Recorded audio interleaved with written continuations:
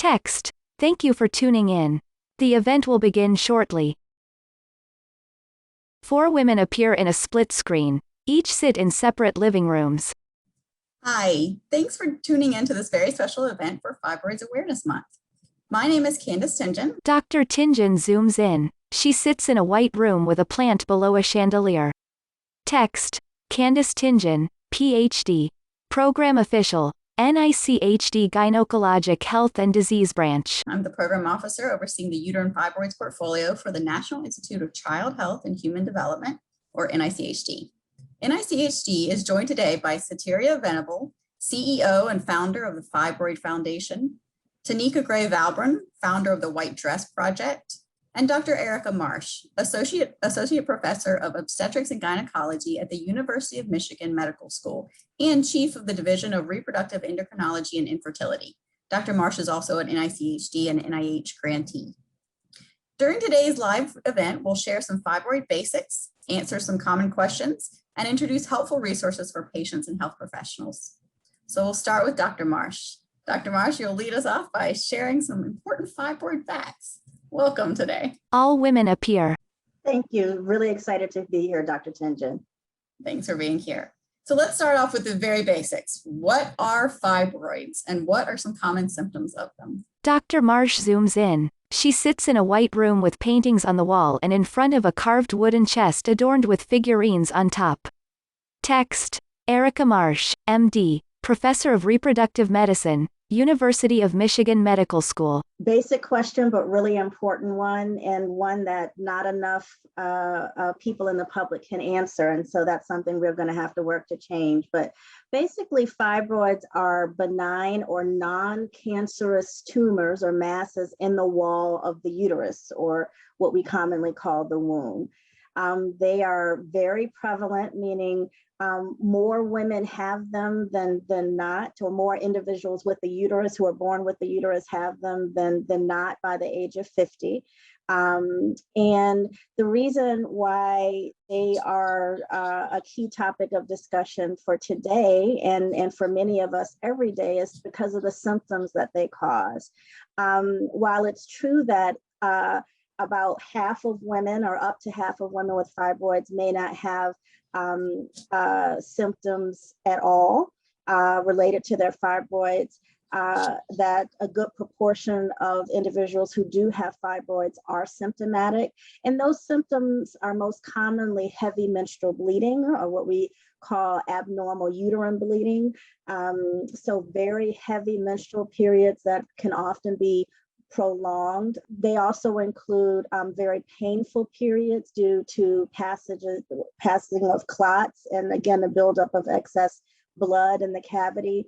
And also bulk symptoms, symptoms from the actual size of the fibroid that can press on the back, on the bladder, on the bowel, and cause symptoms like urinary frequency, feeling like you have to go to the bathroom very frequently, or constipation, feeling like you're having trouble moving your bowels.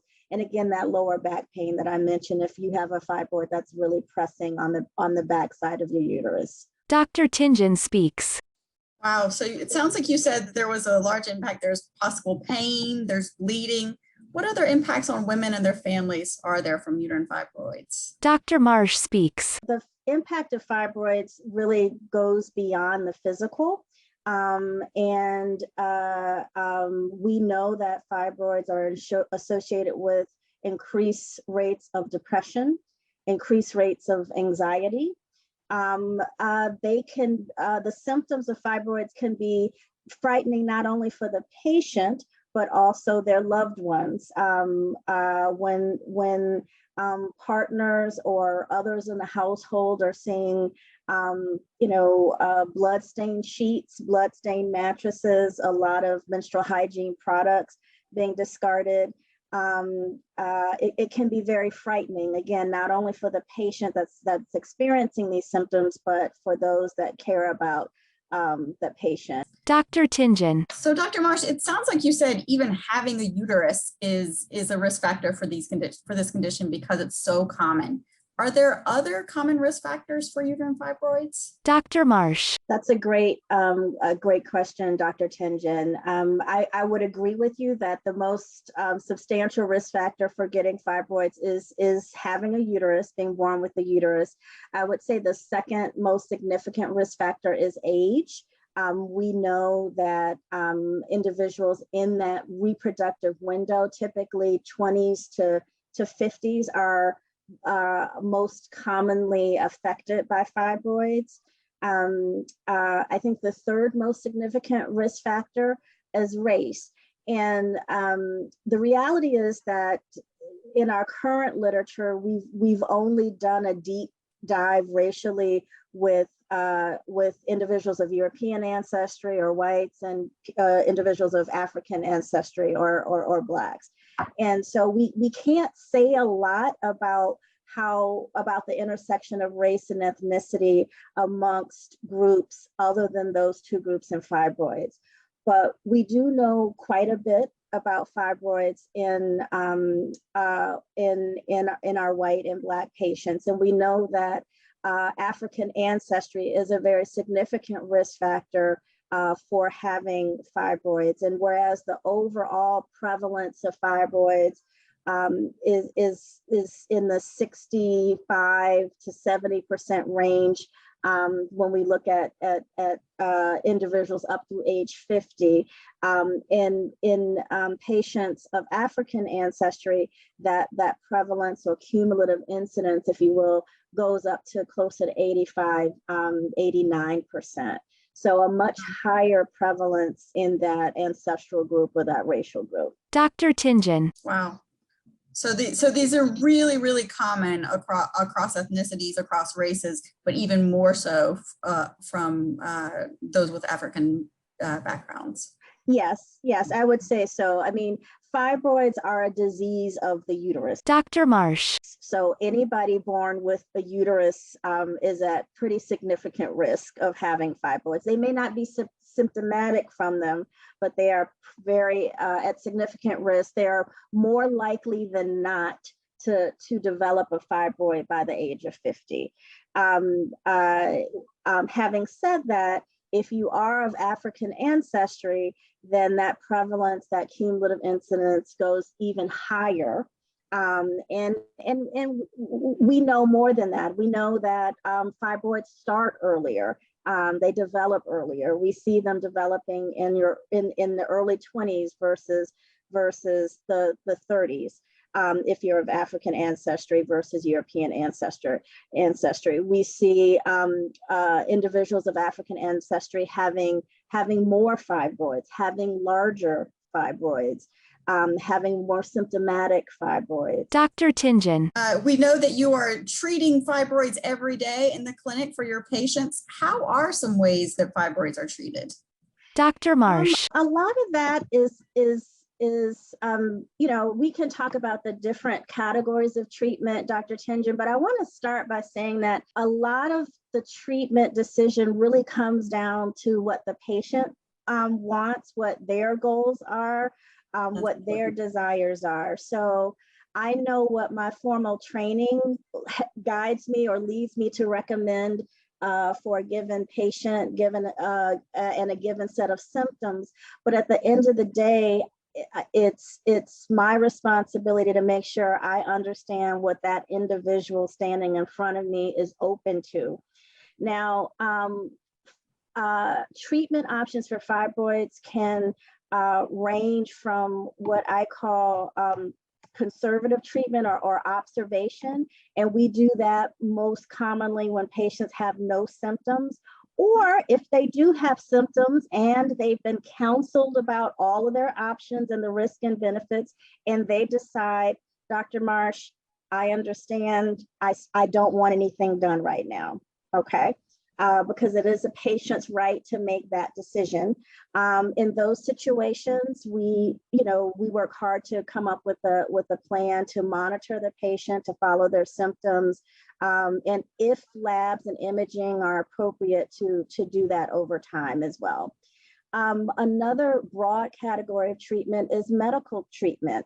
So there are different types of medications we can offer depending on what the patient's primary symptoms are. There's some that are targeted toward the pain that's associated with fibroids. There are some that are associated with the bleeding and some that are associated with the size. Dr. Marsh gestures with her hands. The last two categories are surgical intervention, so removing the fibroid surgically or removing the entire uterus surgically. We call the former myomectomy and the latter hysterectomy. And then there's procedures that the interventional radiologist can perform. Most commonly, procedures called the uterine artery embolization, as well as MRI guided focused ultrasound. So all of those treatments have different, are for different symptoms and are, the best treatment plan for you as a patient is going to be unique, just as you are unique. Dr. Tingen. Fantastic. Thank you so much. I think that's an important message for people to hear. So thank you for that information.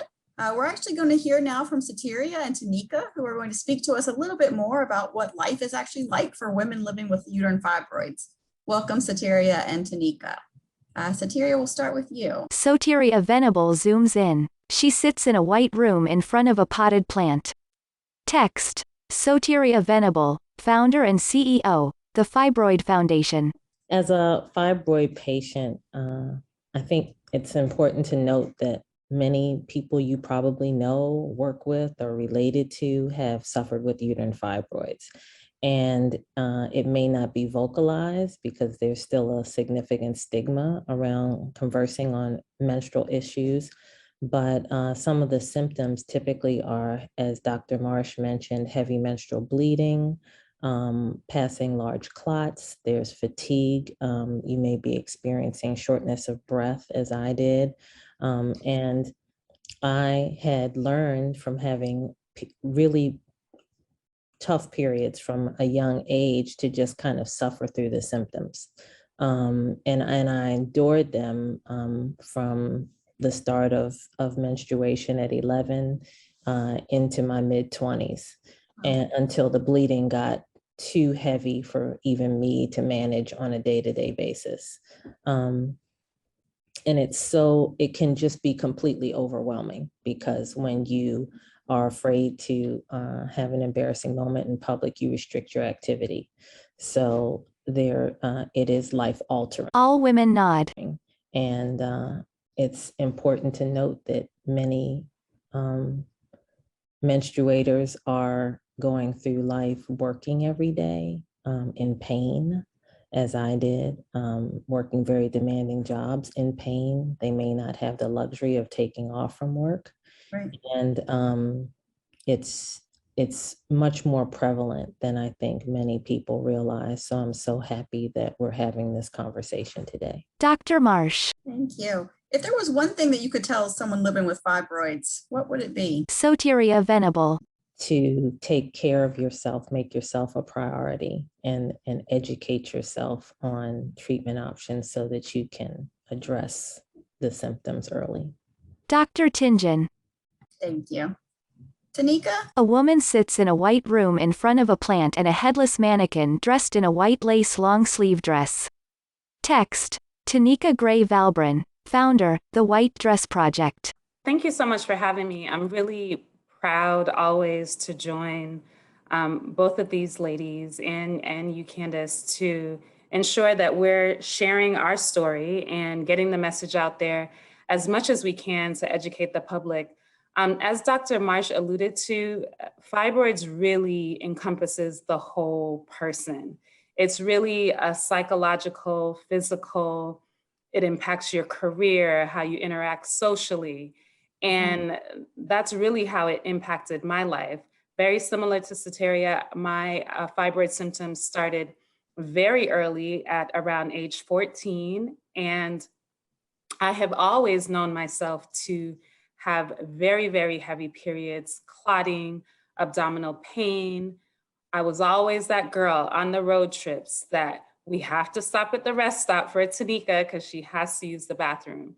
So that was my life. And I just thought for a very, very long time that this was a woman's journey. This is what it was like to have your period. And my mom had fibroids. And she told me, you know, about her hysterectomy after I was born, obviously. She lost a set of twins to fibroids. But even when I was having these symptoms, we were still like, oh no, there's no way. There's no way that this is fibroids. So it really, and I should say, when I think about how much she taught me about fibroids, she really taught me how to protect myself. So she taught me, you know, this is how you wear it, 2 pads at a time. I never knew what really tampons were because that's not my life. I used to always say, who are these women who wear tampons? Because the flow is just too heavy. Like, how is that being managed with tampons?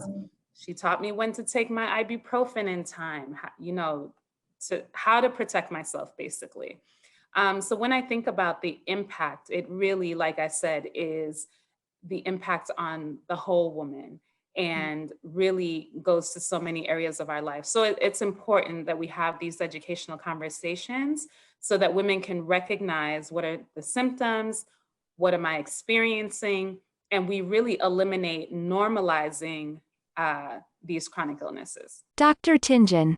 Right. Thank you so much. I think that's such an important point, that knowing what is normal for you and what should be normal is really important here.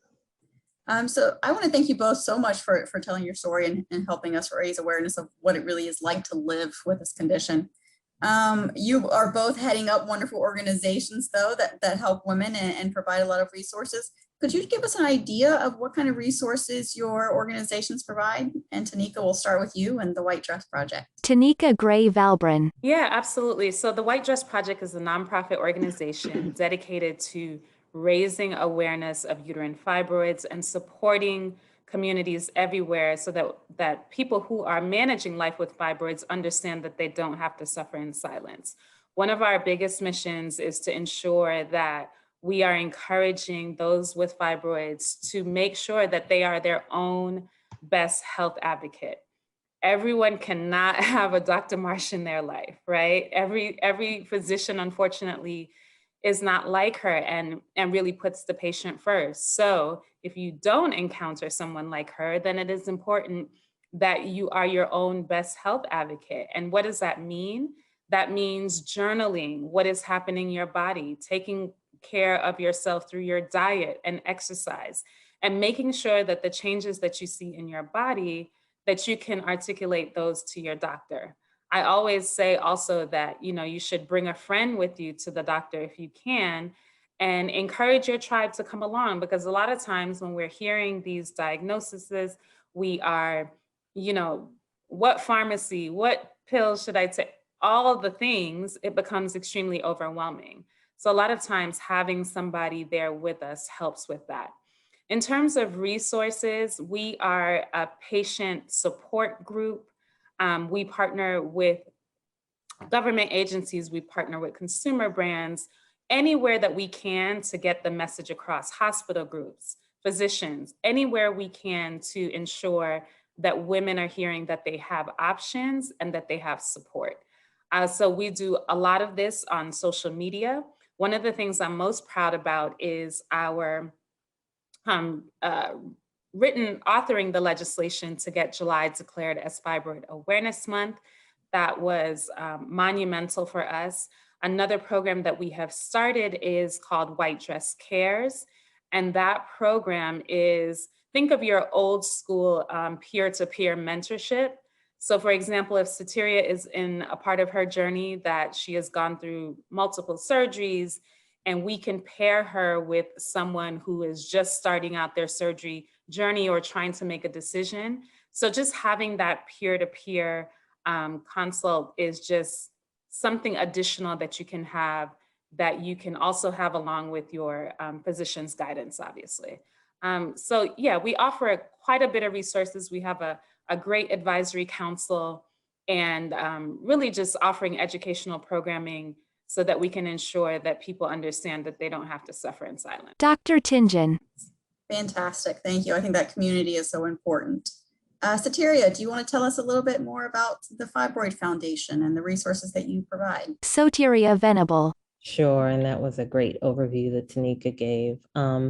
We too really focus on the patient, and I think one of the pivotal things that we try to provide is support when trying to find resources in terms of care, because I really don't want anyone to have to go through what I went through, especially when our community is having difficulty finding someone to treat their specific symptoms, as Dr. Marsh spoke about, and that when we know of a provider who could easily treat that person.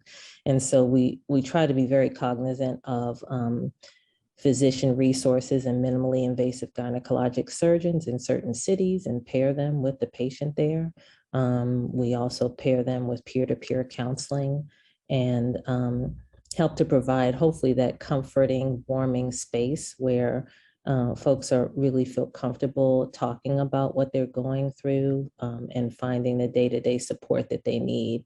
And we do that through fibroid talks, where we try to create an environment where a patient and physicians can all mingle in a social setting, which is unusual for the two of them to come together in that setting, but to be able to dialogue casually, to be able to take that pressure off of the office visit, the typical office visit, because not everyone has access to a Dr. Marsh. And so we try to create that environment.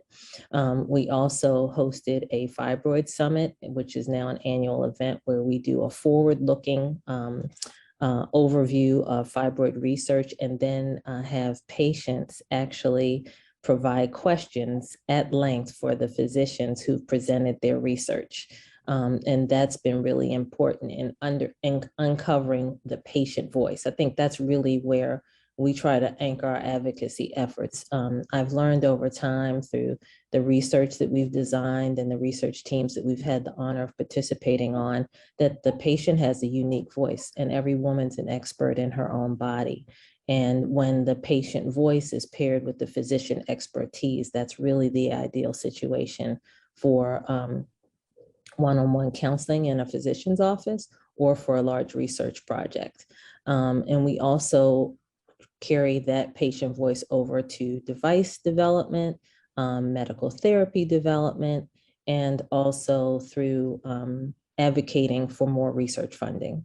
So those are just some of the ways that we try to reach the community through our chapters, make sure that women are not delaying their symptoms, and that we're all seeking the treatment that we need to be our best selves. And there are platforms and conversations like this one that I'm particularly grateful for, where we can have a conversation about the emotional impact, which is enormous.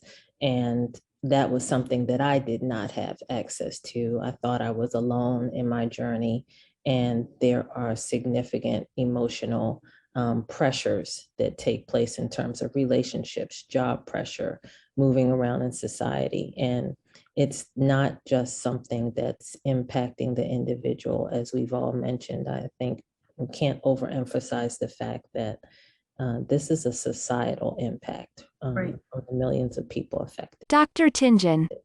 Thank you. Thank you both for telling us a little bit more about what's available. I think that's probably very comforting for people to not have to go through that isolation that you had to go through.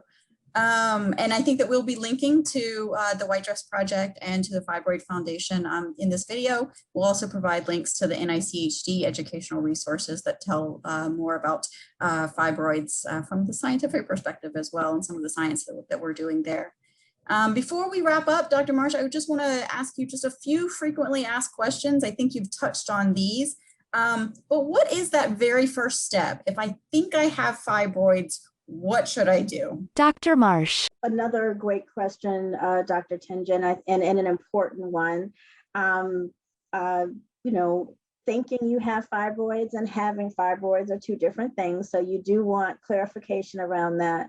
I would encourage you to go to one of your trusted healthcare providers, an OBGYN, or your primary care doc, particularly if they have a focus on women's health and women's care. Often fibroids can be initially screened as part of a bimanual exam, which most individuals who have a uterus and a vagina are screened for or screened with annually as part of their annual exam. Sometimes an ultrasound can be very helpful in diagnosing fibroids. If there's not, if there's not a high suspicion after the bimanual exam. But the main thing is to reach out to a trusted healthcare provider in that first step and say, hey, I think I have fibroids, and this is why I think that.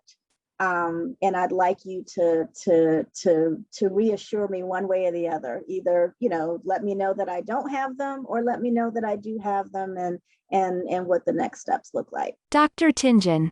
Fantastic. And I know we've talked about treatment, but I do want to reiterate here, because I think this is a fear for people who have fibroids. If they have them, if they're symptomatic and they're problematic, is a hysterectomy going to be the only solution, or are there other options that people could try? Dr. Marsh. Yeah, absolutely not. And I want to be careful not to demonize hysterectomies. I think that for some patients, hysterectomy is the appropriate treatment. It is a life-changing treatment. For some patients, hysterectomy is absolutely not the right treatment, and patients should not feel forced or pressured into having a hysterectomy. I will say that hysterectomy, again, just to review for everyone, is a surgical procedure where we remove the uterus or the womb of the uterus, the womb. And after we do that, an individual is unable to carry a pregnancy. It's a permanent procedure, so we can't undo it once it's done. But it's also the only definitive treatment we have to say, you are never going to have uterine fibroids again.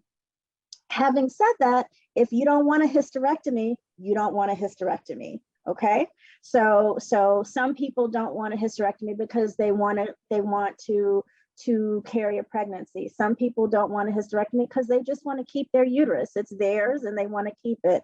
Right. Some people don't want a hysterectomy because they don't want surgery of any kind. They have concerns about surgery. They have fears about surgery. And I think so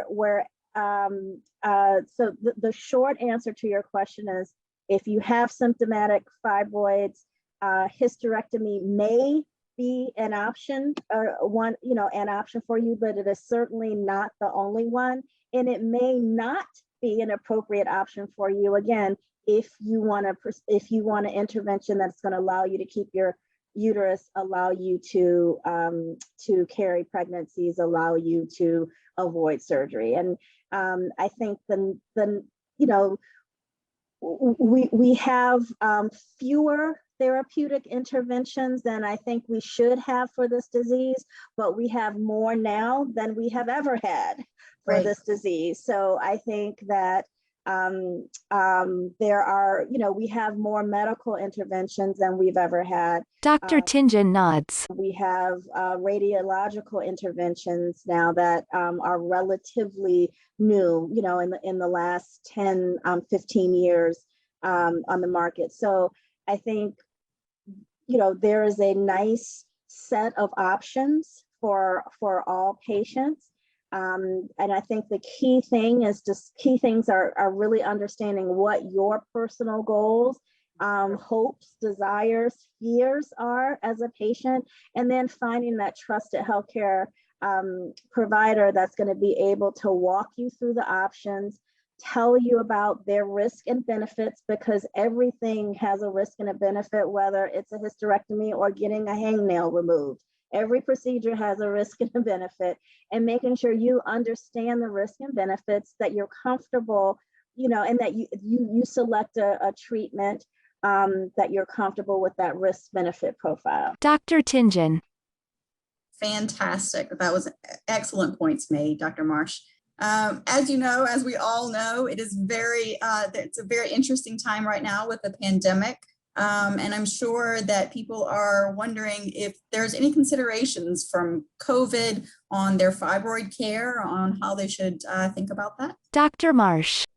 Yeah, that again, great question, Dr. Tingen. I think this is not a condition that you should feel like you can just delay until after the pandemic is over.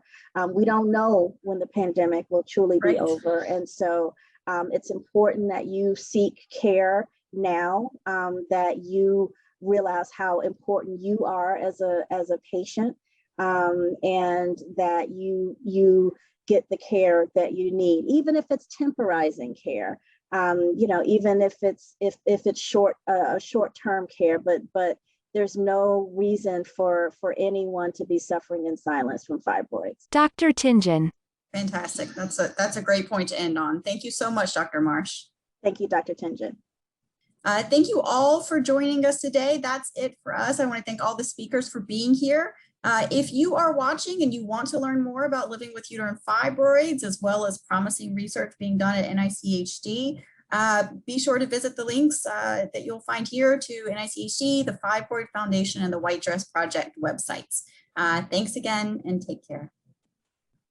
Text. For more information about uterine fibroids, visit www.fibroidfoundation.org, www.thewhitedressproject.org, www.nichd.nih.gov/health/topics/uterine.